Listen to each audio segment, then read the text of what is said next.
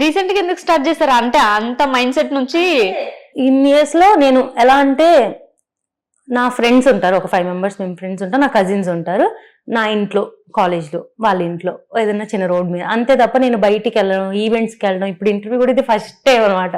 So అలా ఏం లేదు. సో కొంచెం కొంచెం ఇన్ఫ్లుయెన్సర్స్ తో ఇప్పుడే పరిచయం అవుతుంది కదా, వాళ్ళు అంటే మేము ఫాలో అవ్వాలి ఈ అమ్మాయి మమ్మల్ని ఫాలో అవుదా అని ఫీల్ అవుతున్నారు అనమాట. ఓకే, అందుకోసం ఫాలో అవ్వాల్సి వస్తుంది. తప్పలే. యాటిట్యూడ్ అనుకుంటున్నారు, యాటిట్యూడ్ ఏం కాదండి. ఏంటంటే ఇప్పుడు నేను రీల్స్ చేస్తున్నాను, నాకు బ్యాడ్ కమెంట్స్ వచ్చినా, నాకు బ్యాడ్ మెసేజెస్ వచ్చినా అవి నేను తీసుకుంటా.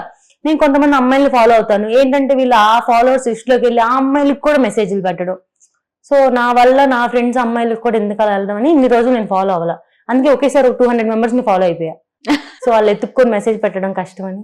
ఓకే, ఆ 200 members ఇన్ఫ్లుయెన్సర్స్ ఏనా? ఇంకా నా ఫ్రెండ్స్ అందరూ కలిసిపోతారు కదా, వాళ్ళు ఎత్తుక్కోలేరు ఎవరికి మెసేజ్ చేయాలి అని.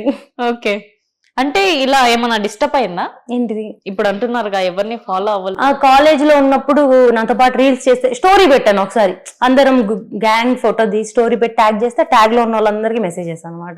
ఏమని? ఏదో ఒకటి వల్గర్ గా, ఏదో ఒకటి. ఇప్పుడు అమ్మాయిలు అంటే ఫస్ట్ కనిపించేది మెయిన్ ఆర్గన్సే కాబట్టి ఇంకా వాటి గురించి ఎవరైనా కమెంట్ చేయడం. యాక్చువల్లీ ఇది నాకు పెద్ద మైనస్ అనమాట నా ఇన్స్టా పరంగా. ఇప్పుడు బాడీ షేమింగ్ చేయాలంటే ఇప్పుడు అది గాడ్ ఇచ్చిన బాడీ కదా, ఇప్పుడు నేనేం చేయలేను కదా దానికి.